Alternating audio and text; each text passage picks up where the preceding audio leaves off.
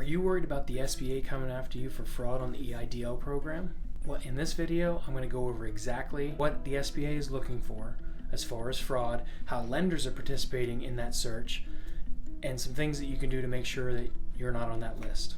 Are you worried about the fraud issue when it comes to the SBA? Let me know in the comments below what keeps you up at night worrying about fraud and how the SBA can audit these loans. My name's Nick, and this is Mystery of Money, the channel where I talk about relevant financial topics and trying to remove some of the mystery that surrounds money. If you're looking for other videos about money, consider subscribing. If you get a lot of value out of this video, I appreciate a like. Now let's get into the video.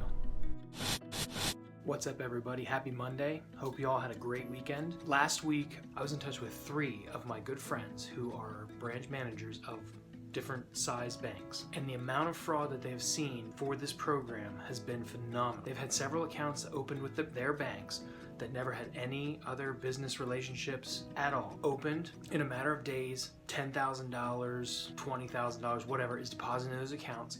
They come in, they take the money, they close the accounts. Now, several of them have actually been sent back from the branch managers to the SBA, basically red flagged because these businesses had no other transactions. The reason why I'm saying this and the reason why I'm posting this video is because there's a lot of channels that are talking about this program, and I am one of them. My channel talks about it. I think it's a great program for small businesses, but like any government program, there's bound to be fraud. It's just been an unprecedented amount level due to the scope of this situation we're in right now. The second thing I wanted to say about this is the grant portion of the EIDL was never meant to be a grant. It wasn't touted as a grant when it first came out. It was an advance on a loan. And I know I've seen several comments and questions in my channel and other channels that said, what about the grant? I only wanted the grant. I didn't want the loan. Well, if you read the actual language in the bill, it was supposed to be a advance for the loan that would be turned into a grant. I think there was a lot of misconception with that, in the fact that people were saying, well, I just want the grant, I don't want the loan. Well, it wasn't really a grant to begin with, it was an advance. So I have never touted that this is free money and you should run out and get it. I have always said, if you're a true business, a small business that needs this money, absolutely utilize it because that's what it's meant for. So this is basically the notice that went out on July 14th from the Office of the Inspector General. It went out to all lenders, basically banks or anyone that deals with this that would get the money, saying specifically how you can report any abuse or fraud that you think. And this is the memo that was sent out by the Office of the Inspector General, basically a lender alert for economic disaster injury loans, and then goes into saying what it was meant for, what you were supposed to use it for, and the terms of it. It also states here, the beginning July 11th, the SBA is no longer offering advances. Until July 10th, eligible small business owners in the U.S. were able to request an advance. Current loan amounts. So here is what I was talking about with the fraud.